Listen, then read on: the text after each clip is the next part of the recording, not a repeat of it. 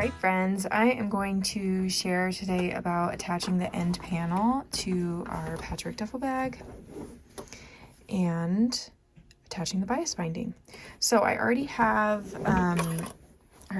my end panel clipped in, and I left my pin so I could show you. I marked my top center of my end panel and my bottom center of my end panel, and I also marked the center of my bag. And if you did do a patchwork version, your center will be right on where the seams meet there.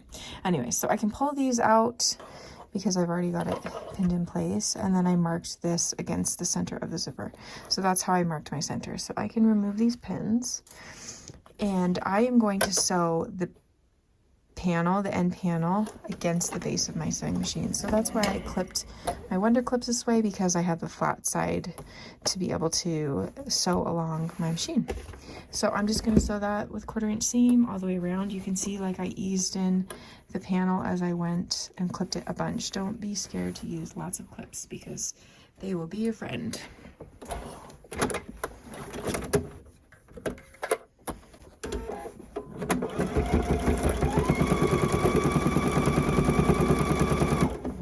I am sewing with my walking foot. My Pfaff Performance Icon comes with a built-in walking foot, so I engage it all the time.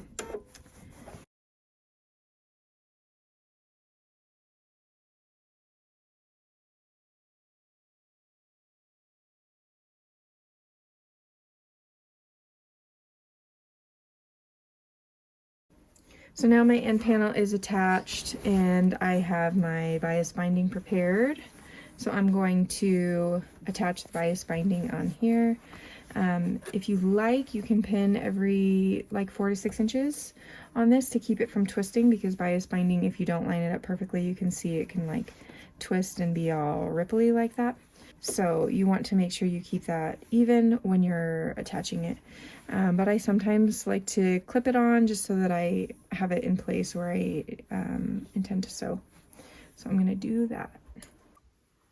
All right, so I have the bias binding attached with Wonder Clips, and I like to leave like a long tail, so I have a place to join my binding at the end, and I like to start like sewing about here, so I have like a really long tail to be able to join the binding. So I'll probably start like even in this corner, so I can leave this whole side, this whole flat long side edge of the bag for attaching that binding.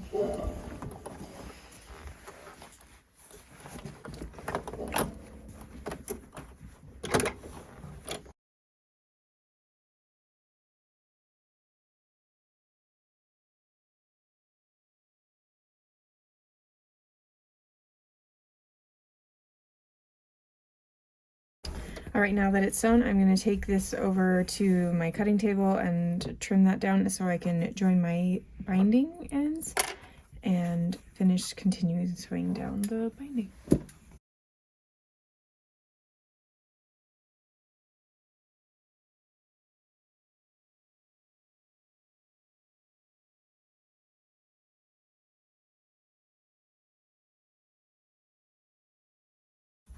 Sometimes the weight of the bag pulls your machine stitch off, so if you need to, just keep pulling the weight of the bag onto your sewing table so that you don't have it pulling off, because that's how your needle can break and you don't want to deal with any of that.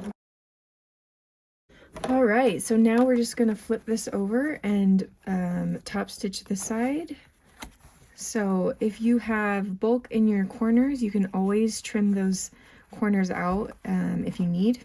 At any point in the seam, if you have too much bulk in the seam, you can always shave out a little bit of the seam allowance.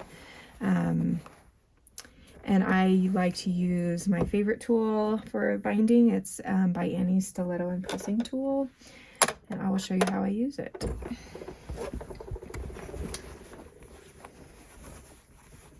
If you'd like to clip it in place, you totally can. I usually don't, but you can see how clips can keep this right in place as well.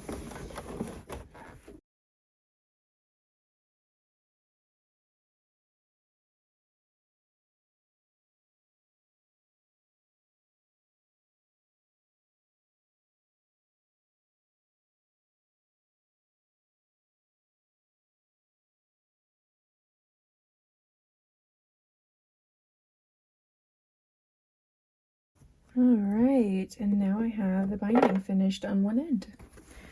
And you can see how nice it finishes it. It finishes all your seams. You can check the outside too to make sure that you caught everything. But it's all nice and finished on the inside. So now I'll just finish adding my second end panel and bind my second side.